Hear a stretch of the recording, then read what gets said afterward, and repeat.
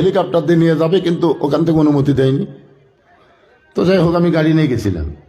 তো ওইখানে একটা কথা বলছি যে ভারত তোমরা খেপো কেন, তোমাকে মাল তোমাকে ফেরত দিছি, কারণ মোদিরও বউ নাই, শেখ হাসিনারও স্বামী নাই। এখন এই বুড়া বয়সে তোমরা তো আর কাম করবার পারবে না, লাড়াছাড়া করো। যেই কষি ভাই,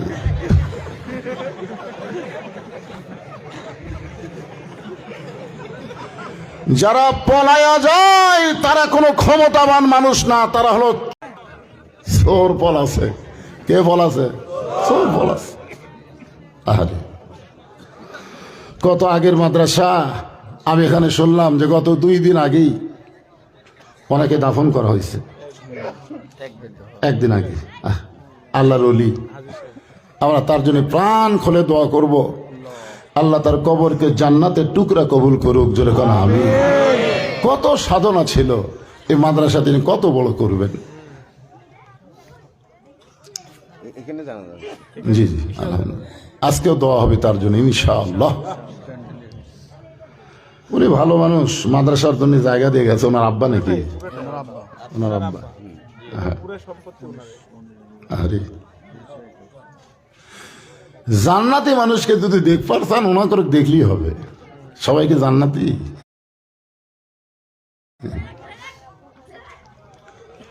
মাহফিল কমিটির ভলেন্টিয়ার একটু খেয়াল করো বাবা, এই মাসটা হলো রজব মাস। জোরে বলেন কি মাস? এই মাসের চাঁদ ওঠার সাথে সাথে আল্লাহ নবী একটা দোয়া বেশি বেশি পড়তেন। আল্লাহুম্মা বারিক লানা রজাবা ও শাবান ও বাল্লিগনা রমাদান।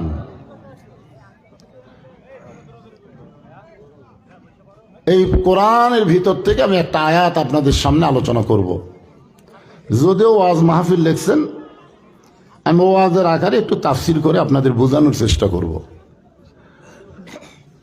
খুব খেয়াল করবেন, আয়াতের প্রথমে আল্লাহ বলেছেন ইয়া আইয়ুহাল্লাযীনা আমানু, যারা আমাকে বিশ্বাস স্থাপন করেছো, তোমাদের 1 নম্বর আমল হচ্ছে আত্তাকুল্লাহ, ভয় করতে হবে কার?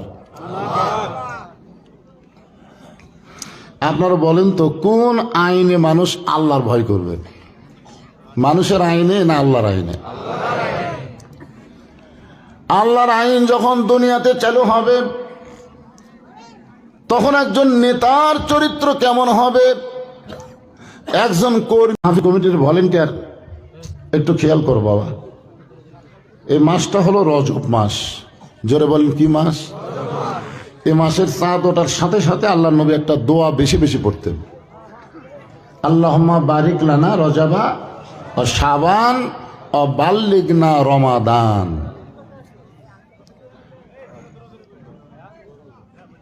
এই কোরআনের ভিতর থেকে আমি একটা আয়াত আপনাদের সামনে আলোচনা করব। যদিও ওয়াজ মাহফিল লিখছেন, আমি ওয়াজের আকারে একটু তাফসির করে আপনাদের বোঝানোর চেষ্টা করব।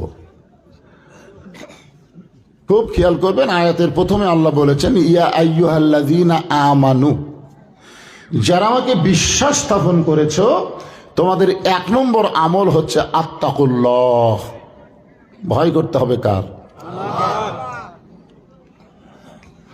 আপনারা বলেন তো, কোন আইনে মানুষ আল্লাহর ভয় করবে? মানুষের আইনে না আল্লাহর আইনে? আল্লাহর আইন যখন দুনিয়াতে চালু হবে, তখন একজন নেতার চরিত্র কেমন হবে, একজন কর্মীর চরিত্র কেমন হবে, এই আয়াতের মাধ্যমে আমি আপনাদেরকে একটু বোঝানোর চেষ্টা করব। বাংলাদেশের মতন 96টা দেশের খলিফা হযরত ওমর, বাংলাদেশের মতন কয়টা? জুমার দিনে মসজিদের মেম্বরে দাঁড়িয়ে খুতবা দিচ্ছেন, মাঝখান থেকে একজন সাহাবী দাঁড়িয়ে বলতেছে আমির আল মুমিনিন, আপনার খুতবা আমরা শুনবো না। যদি বলতো আমি শুনবো না, তাহলে কিন্তু কথাটা আলাদা হতো, কিন্তু বলতেছে আমরা শুনবো না। ওমর ফারুক বললেন আমার অপরাধ কি? বলে আপনার অপরাধ হলো আপনি আমাদেরকে খাটো পাঞ্জাবি দিয়া আপনি লম্বা জুব্বা পরে খুতবা দিচ্ছেন, আমাদেরকে খাটো দিবেন আর আপনি লম্বা জুব্বা পরবেন, এই লম্বা জুব্বা কোথায় পাইলেন? আগে না বলে খুতবা শুনবো না, আগে বলেন। ওমর ফারুকের চোখ দিয়ে পানি পড়তেছে আর মুখটা মুচকি মুচকি হাসতেছে। চোখ দিয়ে পানি পড়ার কারণ হলো আল্লাহর কোরআন দিয়ে যখন রাষ্ট্র চলবে, নেতা ভুল করলে সাধারণ মানুষ পর্যন্ত ভুল ধরার সাহস পাবে।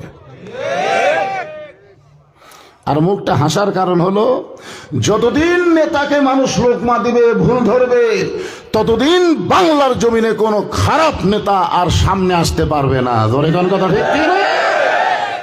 আপনারা শিমুল বলতেছেন মসজিদের মধ্যে 4 রাকাত নামাজের 3 রাকাতে খালি যদি ইমাম সাহেব বসে, ওরে বাবা রে, একটা ভ্যানালা পর্যন্ত আল্লাহু আকবার। ইমাম যদি মনে মনে চিন্তা করে যে আমি টাইটেল পাস, দাওরা পাস, এতদিন 4 রাকাত পড়াছি, আজকে 3 রাকাতেই বসমো, 41 সালের আগে উঠমো না, এই মনে করে ইমাম যদি স্বৈরাচার হয়ে বসে থাকে, আপনারা বলেন তো সব মুসল্লি ইমামের পক্ষে যাবে না ভ্যানালার পক্ষে যাবে? কারণ মসজিদ আল্লাহর ঘর, মসজিদ আল্লাহর আইন চলে, এখানে কোনো মানুষের আইন চলবে না। মসজিদ যেমন আল্লাহর, গোটা বাংলাদেশও তেমন আল্লাহর। জোরে কোন কথা ঠিক কি না? ও মসজিদের ইমামক আপনারা সাইজ করেন, আর সমাজের নেতার খবর কি?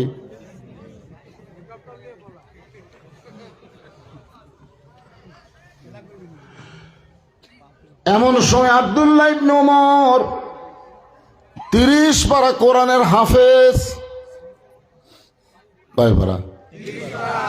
6 লক্ষ হাদিসের হাফেজ। ওমর ফারুকের সন্তান বাবার পাশে দাঁড়িয়ে গেছে।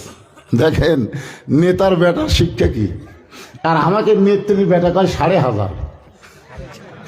আমি গোটা বাংলাদেশ খুঁজে 5,500 পাই না রে। এই বলে আবার তথ্য উপদেষ্টা, তাই আবার কয় 5,500। ভুলে না কি সেটা পরের কথা। মনে মনে ওই দল সাপোর্ট করেন নাকি?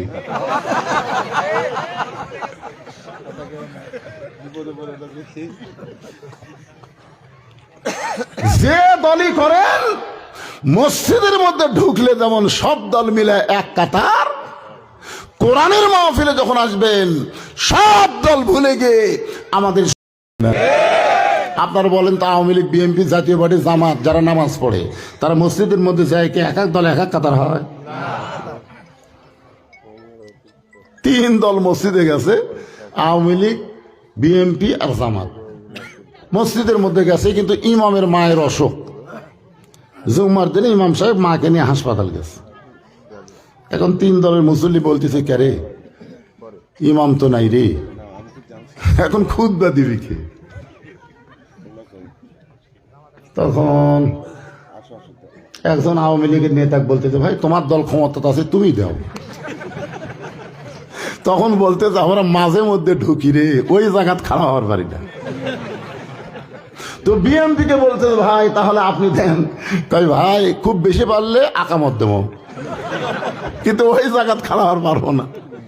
এখন 2 দল অপারো, কে দাঁড়াবে ওখানে? নাম বলা লাগবে না, এটা জনগণ এমনি বুঝবি। জোরে কোন কথা ঠিক? আল্লাহর বান্দার মনোযোগ দিয়ে শুনবেন।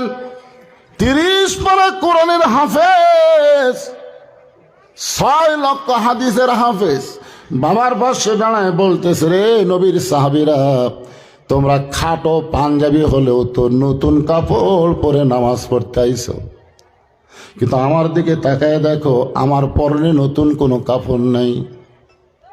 ওসমান গনি বলে, আব্দুল্লাহ, আজকে জুমার দিনে নতুন কাপড় না পরে তুমি পুরাতন কাপড় কেন পরেছ? আব্দুল্লাহ বলতেছে, আমি যদি নতুন কাপড় পরতাম তাহলে আমার বাবার জুব্বা লম্বা হতো না।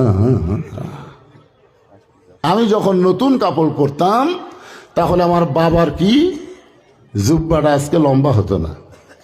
দুনিয়ার সবাই যখন ঘুমায় যায়, আমার বাবা তখন ঘুমায় না। আমার বাবা যতদিন নবীর সাহাবী ছিল ততদিন ঘুম পেড়েছে, কিন্তু যেদিন থেকে মদিনার খেলাফতের দায়িত্ব পাইছে সেদিন থেকে আমার বাবার আর কোনো ঘুম না। একদিন আমি দেখি আমার মা গভীর রাত্রে দরজার দাঁড়িয়ে আছে। তা আমি আব্দুল্লাহ বললাম, মা আপনি এত রাত্রে দরজার দাঁড়িয়ে কেন? বলে, তোমার বাবা মানুষের দুঃখ কষ্ট শান্তি নিজের চোখে দেখার জন্য চোরের মতন ঘুরতেছে। অর্ধ পৃথিবীর খলিফা হযরত ওমর মানুষ কেমনে আছে দেখার জন্য ঘুরতে গিয়ে দেখে মদিনার মরুভূমির মধ্যে তাঁবু টাঙ্গানো। ওই তাঁবুর মধ্যে দুইটা বাচ্চা মা মা বলে কাঁদতেছে আর বলতেছে ক্ষুধা লাগছে, তাড়াতাড়ি খাবার দাও। মা বলতেছে গোশত সিদ্ধ হলেই তোমাদের খাবার দেব। ওমর ফারুক চিন্তায় পড়ে গেলেন, দুম্বার গোশত হলে বড় জোর 8 ঘন্টা লাগবে, উটের গোশত হলে বড় জোর 1 ঘন্টা লাগবে। এত গভীর রাত হয়ে গেল এখন পর্যন্ত গোশত সিদ্ধ হয় না। এ মায়ের অন্তরে কি সন্তানের কোনো দয়া নাই? তাঁবুর নিকটে গিয়ে বললেন, মা তোমার সন্তান ক্ষুধার জ্বালায় কান্দে, আর এতক্ষণ পর্যন্ত তোমার গোশত সিদ্ধ হয় না। মেয়েটা বলে, পথিক আমার বাড়ি হলো ইয়ামিন দেশে, আমি শুনতে পাইলাম মদিনার খলিফা ওমর অত্যন্ত ভালো মানুষ। আমার 2টা এতিম বাচ্চাকে সঙ্গে করে নিয়ে মদিনা খলিফা ওমরের দরবারে যাবার চাই, কিন্তু বিকেল বেলা মানুষের এত ভিড়, আমি ওমরের দরবারে যাবার পারলাম না। আমি সিদ্ধান্ত নিয়েছি আজকে রাত্রে কোনোভাবে রাতটা পাড়ি দিয়ে আগামীকাল সকালবেলা ওমরের দরবারে আমার এতিম বাচ্চাদের নিয়ে যাব। আমার 2টা এতিম বাচ্চাকে বুকের মধ্যে নিয়ে যখন আমি ঘুমাবার চাই, এমন সময় 2টা বাচ্চা ক্ষুধার জ্বালায় বারবার কাঁদতেছে।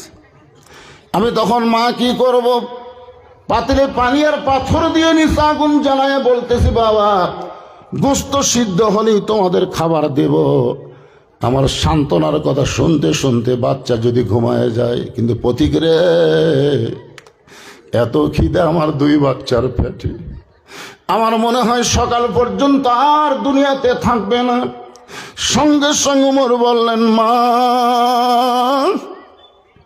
তুমি আসল জায়গায় বিচার দিও না, মা তুমি আসল জায়গায় বিচার দিও না। হাসিনা রে বহু ক্ষমতা নিয়ে মনে করেছিল এত বছর আগে আমাকে নামাই কে? বাংলার মানুষ চোখের পানি নিয়ে আসল জায়গায় বিচার দিয়েছে, আর ছাত্র জনতার মাধ্যমে আল্লাহ তোমাকে ন্যাংটা করা ক্ষমতার থেকে নামায়া দিছে। আসল জায়গায় বিচারের ভয় করবেন, আসল জায়গায়। খুব ছোট ছিলাম,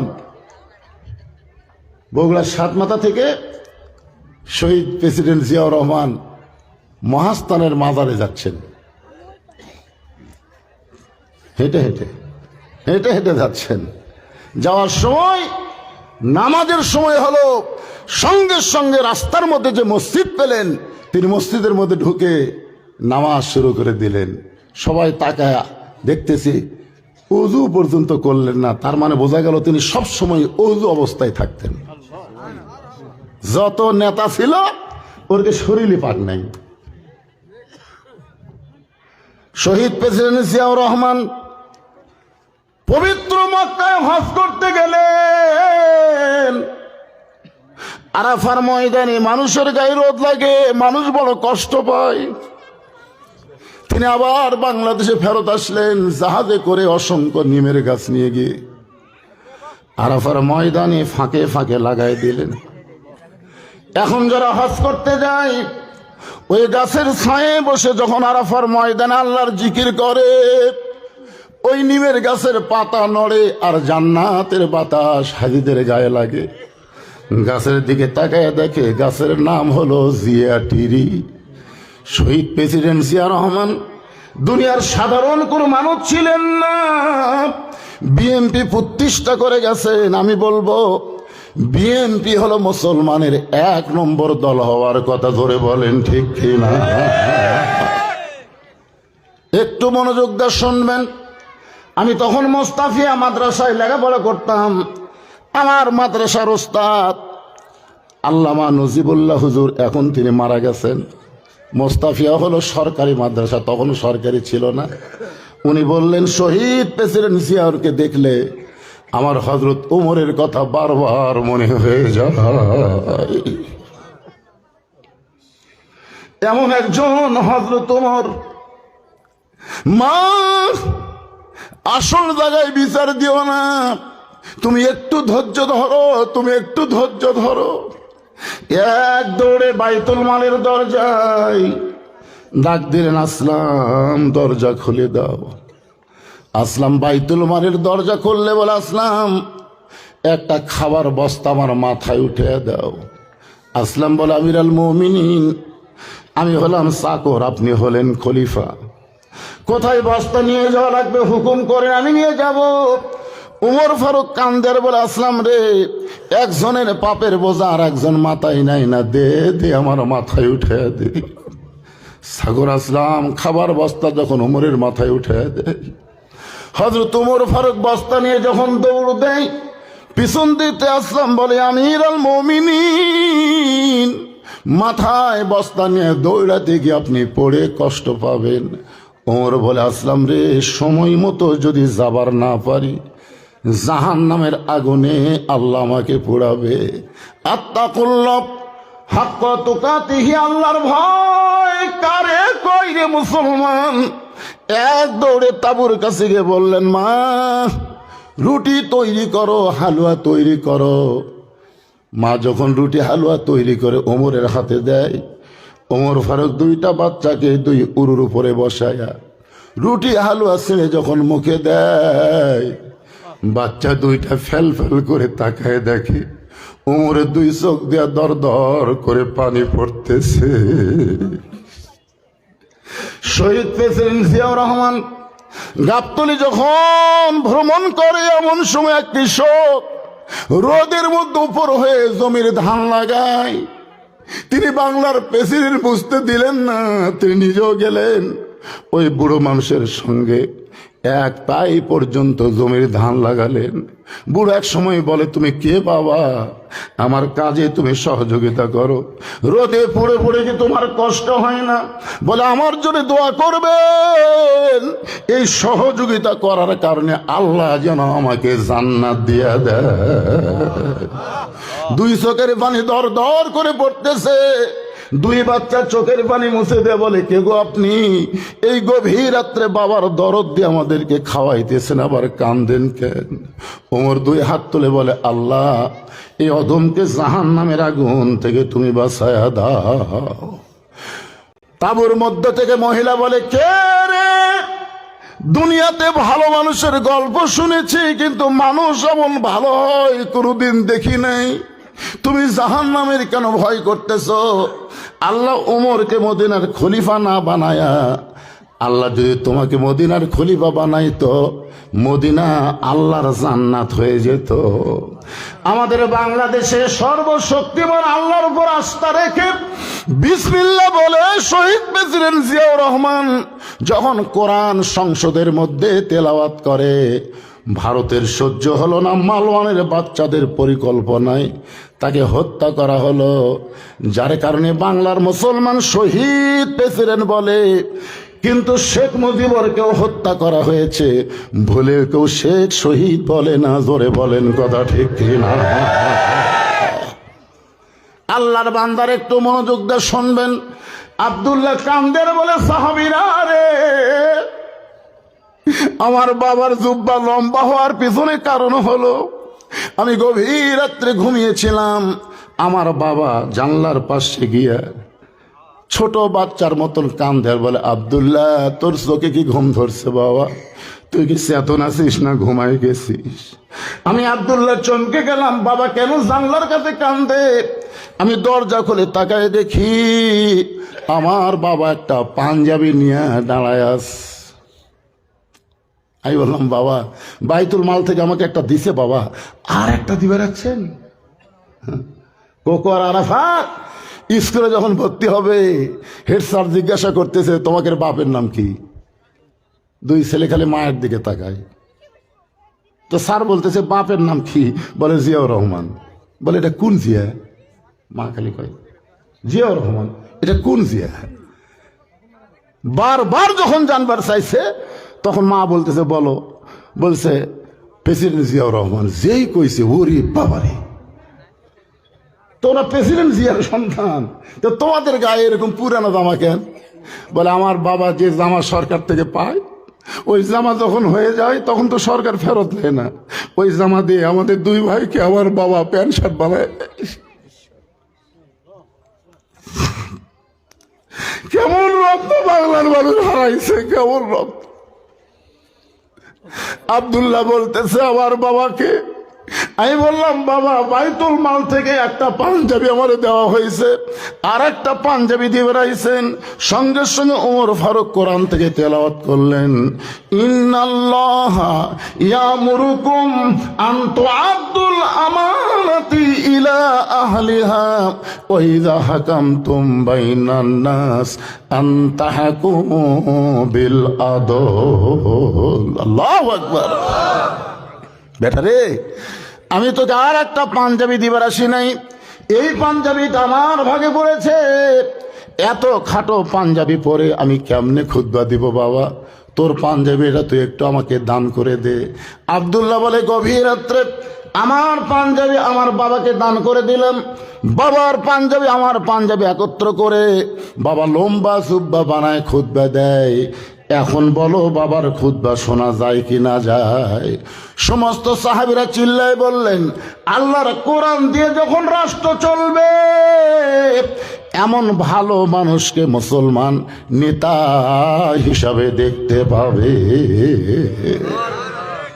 তাহলে এখন চিন্তা করেন, আল্লাহ বললেন রে ইমানদারেরা, তোমাদের 1 নম্বর আমল হচ্ছে আত্তাকুল্লাহ। ভয় করতে হবে কার? 1 নম্বর আমল নামাজ না তো? আসরের নামাজ পড়ে জমির ধান দেখবার গেছে, আল্লাহর ভয় নাই। 2 জন সকালে গল্প করতেছে, কে রে তুই কয়টা মারলু? কে রে ভোট হবে দিনের বেলা, আর সকালে গল্প করতেছে কয়টা মারছু?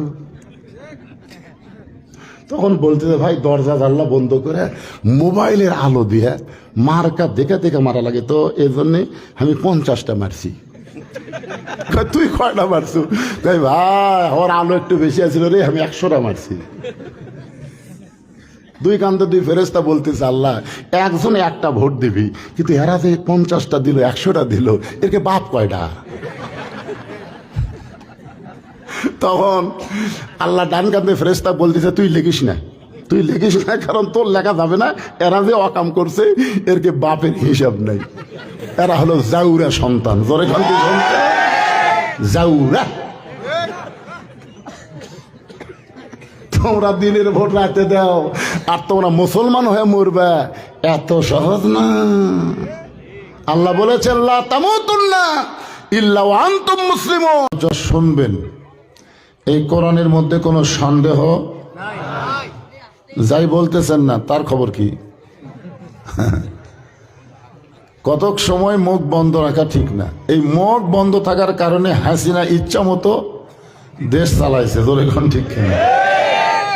খালি মুখ বন্ধ। আমাদের এলাকার এক কষায় গোস্ত বিক্রি করছে 500 টাকা কেজি, পরের হাটে কিনতে গেছে 550, তারপরের হাটে 600। তো এখন জামাই বাড়িতে আইছে, তো শাশুড়ি শ্বশুরকে বলতেছে জামাই আইলো, আজকাল 1 কেজি দিয়ে হবে না, 2 কেজি আনেন। ও 600-1200 টাকা মনে করে গোস্ত 2 কেজি নিয়ে 500 টাকার 3টা নোট দিছে যে 300 টাকা ফেরত দেবে, কিন্তু কসাই বলতেছে 100 টাকা দিয়ে 1400। ও চিন্তা করে এই যে মুখ বন্ধ থাকার কারণে পুঁতে হাটে হাটে এখানে বাড়তিছে। ও আস্তে করে কসাইয়ের কাছ থেকে দাওটা নিয়ে খপ করে নিছে, নিয়ে যাওয়ার পর গোস্ত খোড়ে ওর মারছে লাগতি, ফাইলে ধর ঘাড়ের ওপর দাও ধরে বলতেছে এখন বল কত করে কেজি? বলে আপনি যা দিবেন তাই।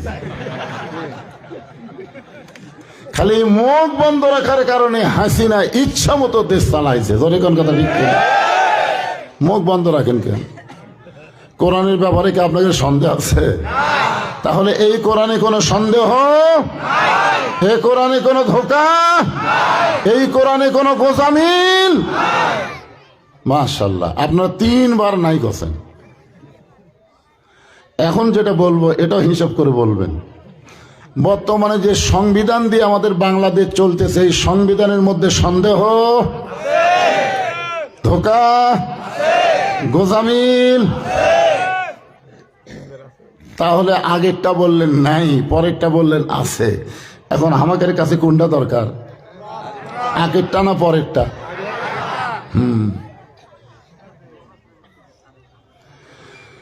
আগেরটা নিয়ে যদি আমরা চলতে পারি তাহলে আমরা যে আয়াতে কারিমা তেলাওয়াত করলাম মুসলমান হয়ে মরতে পারবো।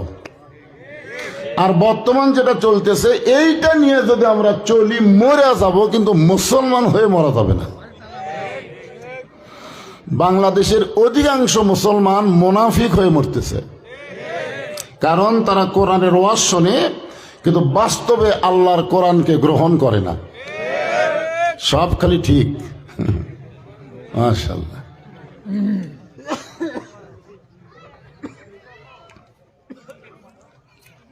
আবু জেহেল কোরআন শরীফ শুনেছে, শোনে নাই?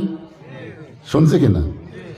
আপনারা তো তাও বসে আছেন, পিছনে যারা দাঁড়িয়ে আছেন ওরা অবশ্য আবু জেহেলের সুন্নত পালন করতেছে। কিসের জায়গা? জায়গা হবে না মানে? যে বাংলাদেশ গোটা পৃথিবীর মধ্যে ঘন বসতি, তারপরেও 12 লক্ষ রোহিঙ্গা মুসলমানকে জায়গা দিচ্ছে। জায়গা দেওয়ার অভ্যাস আমাকে আছে। রোহিঙ্গা মুসলমানকে যদি জায়গা দিবার পারি, যারা দাঁড়িয়ে আছে এরা কি রোহিঙ্গা? তাহলে ওদেরকে আপনারা জায়গা দিবেন না কেন?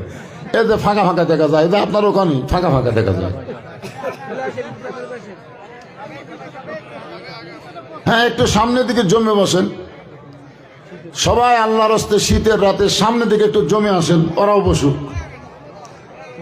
হ্যাঁ, জিকির করেন আর সামনে আসেন। লা ইলাহা ইল্লাল্লাহ, লা ইলাহা ইল্লাল্লাহ, লা ইলাহা ইল্লাল্লাহ, লা ইলাহা ইল্লাল্লাহ মুহাম্মাদুর রাসূলুল্লাহ সাল্লাল্লাহু আলাইহি সাল্লাম। সারা রাত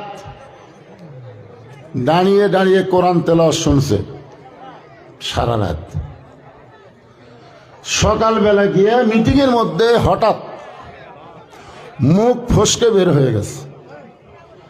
আবু জেহেল বলতেছে, এত সুন্দর কোরআনের বাণী, রাতটা কোন দিক দিয়ে গেল আমি বুঝবারই পারিনি।